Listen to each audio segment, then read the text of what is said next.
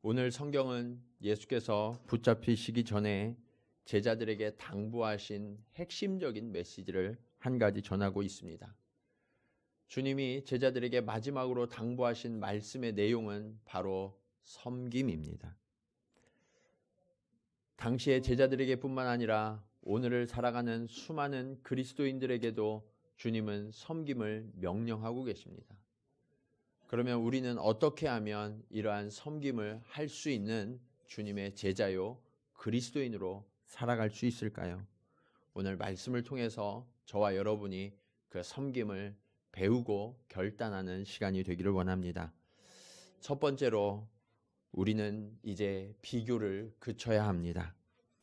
오늘 본문의 시작은 엉뚱한 이야기로 시작하고 있습니다. 제자들 사이에 다툼이 있었다고 말씀하고 있습니다. 24절에 보면 또 그들 사이에 그중 누가 크냐 하는 다툼이 난지라. 또 그랬다라는 이야기를 들어보면 한 번 이런 것이 아니라 여러 번 제자들 사이에 다툼이 있었던 것 같습니다.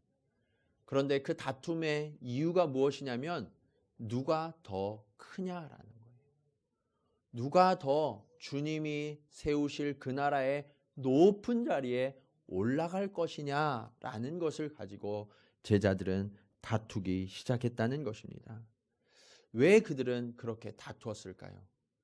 그들의 마음 가운데 비교의식이 자리하고 있었던 거예요. 그들은 한 사람 한 사람이 주님 앞에 부름을 받은 제자였습니다. 그리고 주님의 축복과 주님의 은혜를 누렸던 그러한 존귀한 존재였습니다. 그런데 그렇게 주님 앞에 서 있을 때에는 존귀한 존재로, 아름다운 존재로 서 있었던 제자들이 옆에 있는 다른 제자들을 바라보고 다른 제자들이 주님으로부터 축복을 받는 것을 바라보는 순간 마음이 흔들리기 시작하는 거예요. 그들의 마음 가운데 비교의식이 자리하면서 그들의 존귀한 자아가 일그러지기 시작합니다. 그러면서 주님이 세워주신, 주님이 불러주신 그 제자로서의 본연의 모습을 잊어버리고 있었던 거예요. 비교하지 않을 때에는 주님과의 관계 속에서 충만함을 누리게 됩니다. 그 은혜로 가득하게 돼요. 그런데 비교하는 순간 어떤 일이 벌어지냐면 주님과 우리 사이에 그 은혜의 통로가 꽉 막혀버리게 됩니다. 그 은혜의 통로가 막히게 되면 그 순간부터 내 옆에 사람이 경쟁자가 돼요. 그러면서 그들이 미워지고 분노가 일어납니다. 내가 이렇게 은혜를 누리지 못하고 공허한 것은 바로 저 사람 때문이야 라는 마음이 생기게 돼요. 그러면서 그들에게 원망을 쏟아내기 시작하고 분노를 쏟아내기 시작합니다. 그러면서 오늘 제자들처럼 다투게 되는 거예요. 오늘 성경에 다툰 사람이 누구입니까? 그들은 예수님으로부터 초청을 받은 존귀한 제자들이지 않습니까? 예수님의 기적을 바라봤어요. 예수님이 죽은 자를 살리시고 앉은 뱅이를 일으키시는 놀라운 기적을 보았던 사람들입니다. 뿐만 아니라 수천 명을 먹이시던 그러한 현장 가운데 있었던 사람, 기도의 능력, 주님의 사랑의 그 능력을 직접 경험하고 함께 현장에 참여했던 사람들이 바로 제자들이었어요. 그런데 그러한 능력과 은혜, 그 사랑, 모든 것을 덮어버릴 만큼 그들의 마음이 비교의식에 가득 차 있게 되었을 때 그들에게는 다툼과 갈등만 남아 있었다라고 성경은 말씀하고 있습니다. 여러분, 우리가 아무리 은혜를 많이 받아도 아무리 주님의 말씀을 듣고 새겨도 비교의식에 사로잡히는 순간 나는 문제아로 전락할 수밖에 없음을 오늘 성경은 가르쳐주고 있습니다. 오늘 본문의 배경을 보면 주님께서 제자들과 최후의 만찬을 나누시는 자리입니다. 이 자리에서 주님은 친히 수건을 허리에 동이시고 종이 되어서 제자들의 발을 닦아주셨어요. 그리고 내가 섬기는 것처럼 너희도 서로 발을 닦아주라 라고 명령하셨죠. 주님께서 하나님으로부터 받으셨던 그 사명을 제자들에게 넘겨주려는 순간 그 중요한 자리에서 제자들은 여전히 다투고 더 높은 자리에 올라가려는 유혹에 빠져 있었음을 오늘 성경은 증언하고 있습니다. 이 사실이 저와 여러분에게 가르쳐 주는 게 무엇인지 아세요? 그것은 우리도 여전히 이런 유혹에 넘어갈 수 있다는 거예요. 우리가 겉으로 볼 때에는 괜찮은 그리스도인처럼 보여요. 주님의 길을 따르는 제자처럼 보여요. 그런데 내가 남들보다 더 높은 곳에 올라가려고 하는 거, 다른 사람보다 내가 좀 더 나은 것처럼 보이려고 하고 그들을 내 마음대로 주관하려고 하는 그 욕망이 우리 속에서 꿈틀대지 않습니까? 주님은 이것을 벗어버리라고 말씀하세요. 이 유혹을 벗어날 때 그때 비로소 우리는 주님의 제자로서의 본분을 회복하게 되는 거예요. 여러분, 주님은 저와 여러분을 상대적으로 만나지 않습니다. 상대적으로 만나게 되면 항상 비교의 대상이 있어요. 그러나 기억하세요. 주님은 이 자리에 계신 한 분 한 분을 다 따로따로 그리고 절대적인 사랑으로 여러분들을 만나주시는 주님이심을 믿으시기 바랍니다. 아멘. 그 주님께서 저와 여러분을 만나주시고 그리고 그 주님이 크신 사랑으로 저와 여러분을 일으켜주고 계세요. 회복시키시고 치유하고 계세요. 그렇게 진정한 자아를 찾아가는 그 길을 통하여서 주님은 우리가 주님의 제자라고 그리고 주님의 존귀한 자라고 다시금 새롭게 일으켜주고 계시는 것입니다. 여러분, 그 주님이면 족하지 않습니까? 아멘. 그 주님이 저와 여러분에게 아낌없이 더하여 주신다고 말씀하세요. 이제 여러분 주변의 사람들과 비교해서 주님을 만나지 마세요.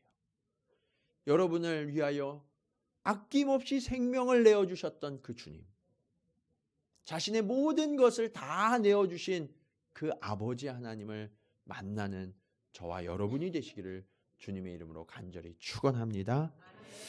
두 번째로 주님은 이제 섬기라고 저와 여러분을 초청하고 계십니다. 주님이 제자를 부르신 목적은 섬기라는 거였어요. 마찬가지로 지금 주님께서 저와 여러분을 이 자리에 부르신 이유가 무엇이냐면 주님의 제자가 되어서 우리도 섬겨야 한다라고 초청하신 거예요. 여러분, 이렇게 주님을 섬기는 일에도 원칙이 있어요. 그것은 무엇이냐면 낮아져서 섬겨야 한다는 거예요. 근데 우리 그리스도인들이 섬기라라는 이야기를 너무 많이 듣기 때문에 섬기면 다 낮아져서 섬긴다고 착각을 해요. 그러나 이 섬김에도 그렇게 낮아져서 섬기는 섬김 외에 또 다른 아주 교묘한 속임수가 숨어 있을 수 있다고 오늘 성경은 말씀하고 있습니다. 그것을 경쟁적 섬김이라고 해요. 경쟁적 섬김. 그 경쟁적 섬김에도 두 가지 모습이 있습니다. 첫 번째는 왜 나만 섬기지 하는 마음이에요. 이런 마음을 가지신 분들도 사실 처음에는 아주 순수하고 그리고 열정적인 마음으로 올바른 태도로 주님을 섬기기 시작해요. 그런데 문제는 시간이 지나면서 나만 섬기는 것 같은 거예요. 주변을 돌아보니까 다른 사람들은 섬김을 받기만 하고 나만 계속해서 희생하고 헌신하는 것처럼 보일 때가 있어요. 그런 마음이 들면 어떻게 돼요? 일순간 내 마음이 평정을 잃어버리고 폭풍이 휘몰아쳐요.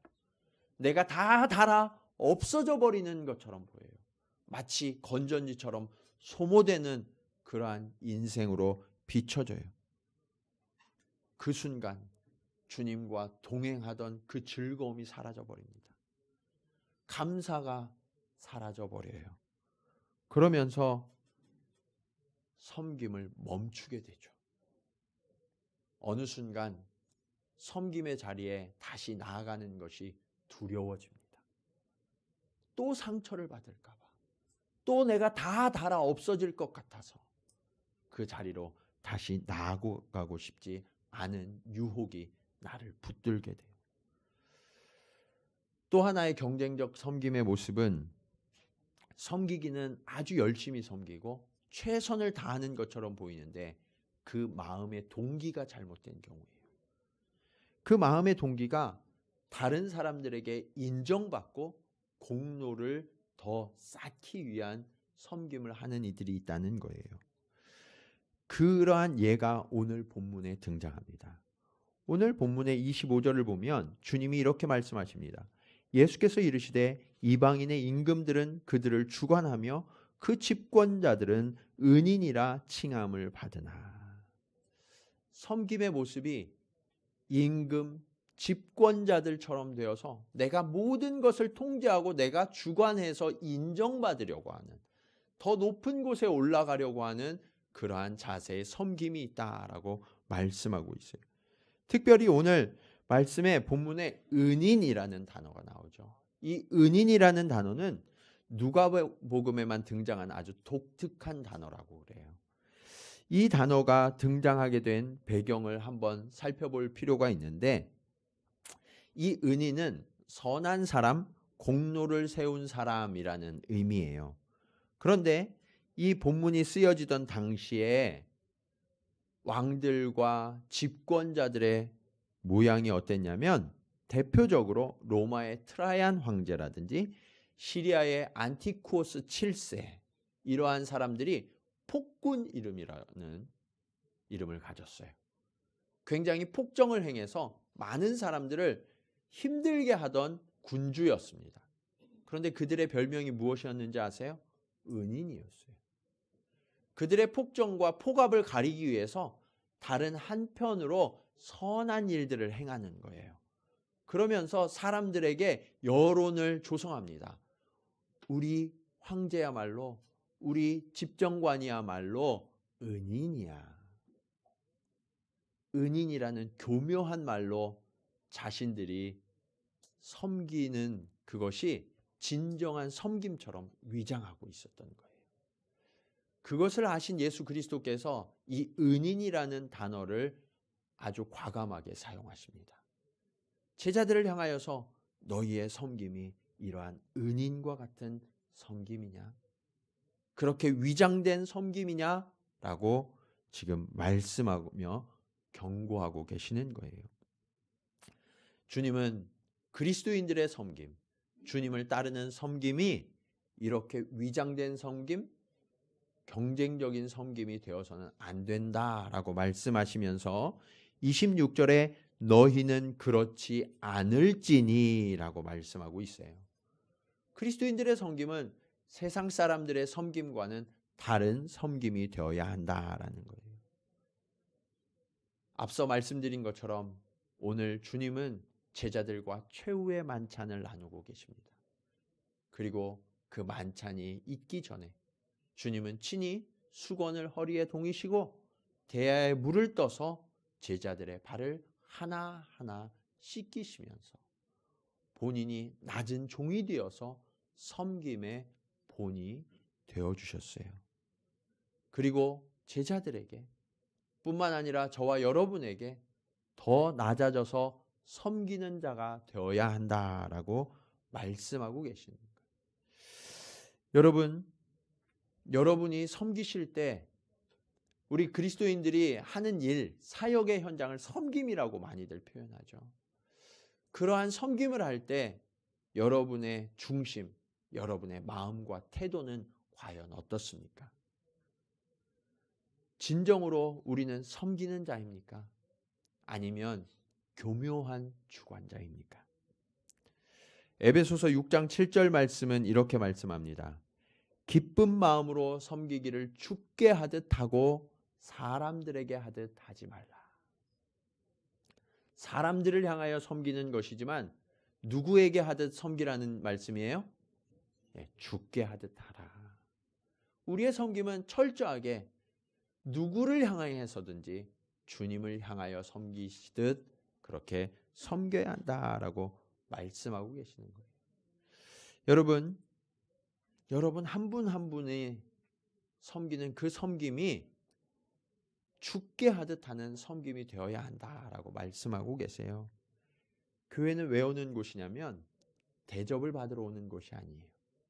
교회는 섬기러 오는 곳이에요. 근데 많은 분들이 교회 오면 그냥 앉아 계시면서 누가 이렇게 나를 좀 섬겨주기를 기대하시는 분들이 많으세요. 근데 교회는 훈련소예요. 어떤 훈련소냐면 섬김을 훈련하는 곳이에요. 이곳에서 섬길 때 우리는 예수 그리스도의 사랑, 예수 그리스도의 섬김, 그것을 본받고 따르게 되기 때문입니다. 여러분 주변을 한번 둘러보세요. 여러분 주변에는 필요들이 많이 있어요. 부족함이 많이 있어요. 그 부족함과 필요들이 보인다면 주님께서는 저와 여러분을 초청하시는 이 부족함, 이 필요를 내가 섬겨줘야 되겠구나. 주님이 그 자리로 저와 여러분을 초청하고 계심을 우리는 깨달을 수 있어야 합니다.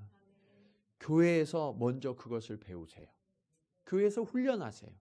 그리고 그 섬김의 훈련이 여러분이 살아가고 있는 그 삶의 현장, 가정에도 이루어지도록, 그리고 여러분이 살아가고 있는 그 직장에도, 그리고 학교에도, 우리가 만나는 모든 만남 가운데 그 섬김이 자연스럽게 배어나도록 주님은 이곳에서 훈련받아야 한다라고 저와 여러분을 촉구하고 계시는 거예요. 여러분, 우리 교회는 모든 곳에 사람이 필요하고 도움이 필요합니다. 지금 하나님의 은혜로 여러 가지 일들이 진행되고 있는데 그곳마다 섬김이 필요하고 사람이 필요해요. 주일학교 또 청년들도 많이 불어나면서 교사들이 필요합니다. 찬양대도 더 많은 분들이 필요해요. 반주도 필요합니다. 또 주방의 봉사자들도 더 필요하고 교회와 주변을 좀 이렇게 깨끗하게 청소해 주실 분들도 더 필요해요. 새롭게 시작되고 있는 이 목장교회에도 목자님들은 세워졌지만 그 목자님들과 같은 마음을 품고 곳곳에서 역할을 감당할 부장들도 필요해요. 그 모든 곳에서 주님은 여러분을 기다리고 계십니다. 그런 의미에서 저부터 오늘 한 가지 좀 실천을 하려고 합니다. 우리 교회에서 사실 이렇게 섬기는 분들 가운데 그래도 가장 힘들게 또 역할을 해오고 계시는 분들이 어느 분인가 봤더니 주방팀인 것 같아요. 그전에는 우리 한 20분 정도만 이렇게 섬기면 됐었는데 요즘은 80분 정도의 식사를 섬겨야 되니까 갑자기 1년 만에 한 4배를 섬기게 됐어요. 얼마나 땀을 많이 흘리시고 막 여기저기 뛰어다니시는지 몰라요. 작은 주방입니다. 사실 거기에서 여러분이 섬기시기도 힘들어요. 그런데 묵묵히 그 일을 감당해 주시는 것이 얼마나 감사한지 몰라요. 사실 우리는 그냥 이것을 누리고 있기 때문에 그것이 자연스럽게 그냥 저절로 되어지는 것처럼 느껴지실 수 있지만 모든 곳곳에 섬김이 없다면 그 일들이 이루어지기가 참 힘듭니다. 그래서 제가 말씀을 준비하다가 하나님이 야, 너 내일은 좀 설거지 좀 하면 안 돼? 그런 마음을 주시더라고요. 그래서 오늘은 제가 설거지 하려고. 그래서 오늘은 제가 설거지 하겠습니다. 그리고 우리 또 새롭게 임명되신 목자님들이 저랑 설거지를 좀 도와주세요. 갑자기 느닷없이 우리 목자님들 졸지에 설거지 하시게 생겨서 힘드실 수 있는데 오늘 다른 분들은 일찍 올라오셔서 좀 이렇게 차도 드시고 좀 교제하십시오. 밑에 지하는 저희가 담당하겠습니다. 그리고 이런 일들이 저와 여러분의 삶의 태도가 되어서 곳곳마다 그런 섬김이 일어났으면 좋겠어요. 여러분, 제가 이런 일을 하면서 한 가지 당부드리고 싶은 게 있어요. 그게 뭐냐면 목사님이 저렇게까지 하시는데 뭐 당신도 좀 해야 되는 거 아니야? 그런 말씀은 하지 마세요.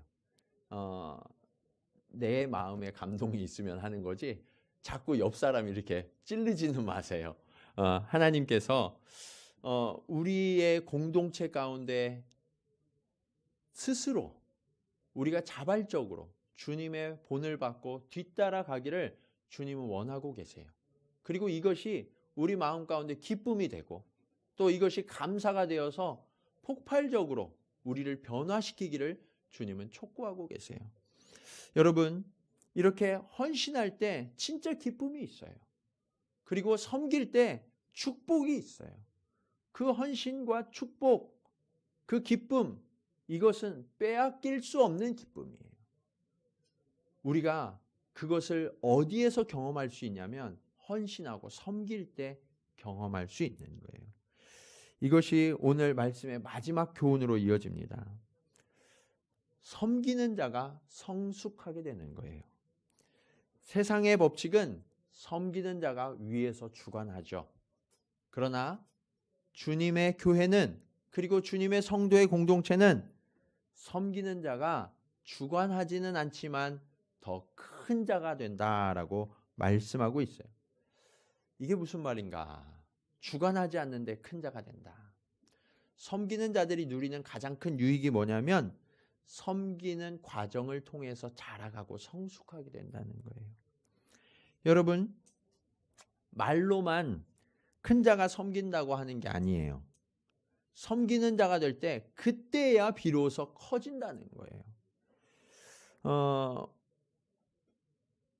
이것이 바로 교회와 세상 공동체의 차이점이거든요. 세상 공동체는 직위가 올라가서 특권이 많아지면 내가 주관하는 일이 많아지면 그것이 권리처럼 여겨져요. 그러나 교회는 더 낮아져서 섬길수록 그 인격이 자라나고 신앙이 자라난다라고 말씀하고 있는 거예요. 여러분, 이것은 어느 특정한 사람의 문제가 아니라 모든 교인이 함께 참여하여서 이 섬김을 통한 성숙을 이루어가야 해요. 왜냐하면 저와 여러분 한 분 한 분이 주님으로부터 부름받은 제자이기 때문에 그렇습니다. 혹시 이 중에서 그래도 내가 우리 교회에서 신앙생활 조금 더 많이 했지, 내가 주님을 더 많이 알았지, 그런 분이 계세요? 그러면 더 많이 섬기셔야 되는 거예요. 주님을 알면 알수록 그 섬김의 깊이가 깊어져야 한다고. 그리고 더 많이 성숙하고 자라가야 한다고 말씀하고 계시기 때문입니다. 이것이 얼마나 중요하면 주님이 제자들과 만난 그 마지막 자리에서 이 말씀을 남기셨을까요?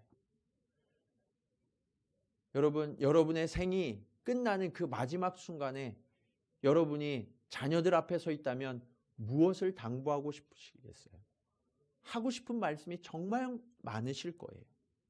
그런데 주님은 체포되시기 바로 직전 몸으로 보이시고 행동으로 가르치실 뿐만 아니라 말씀으로 가르치신 게 무엇이냐면 섬기는 자가 되어야 한다라는 말씀이에요.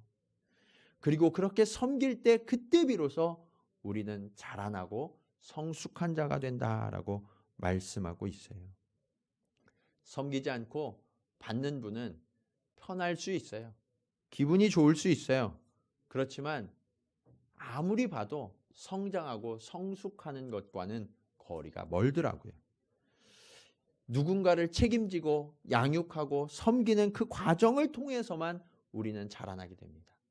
왜냐하면 섬기려고 하다 보면요, 나를 내려놓아야 돼요.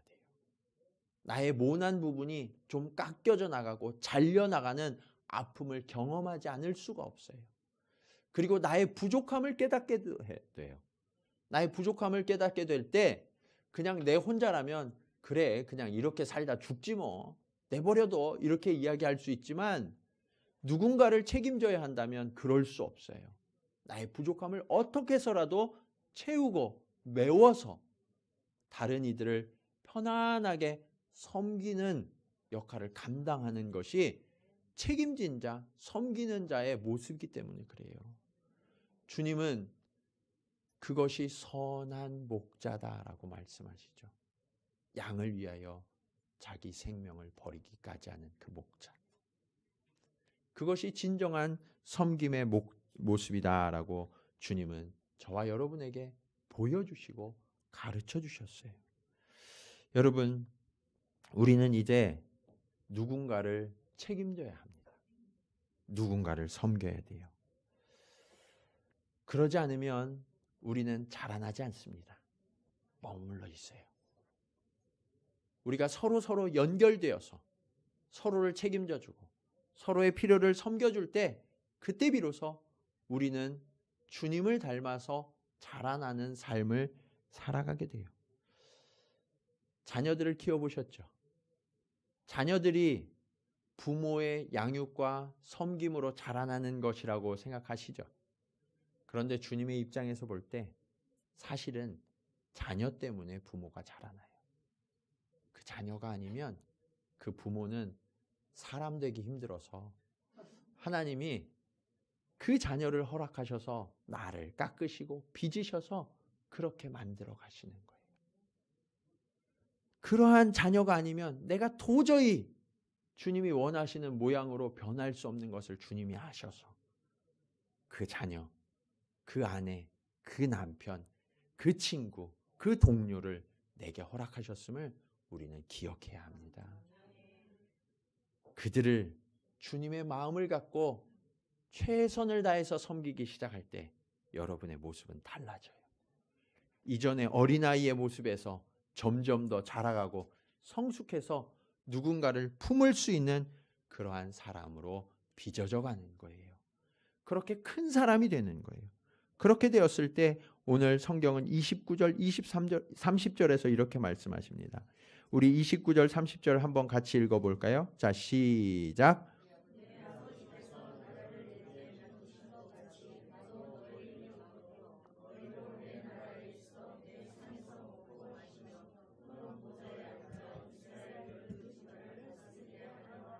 아멘.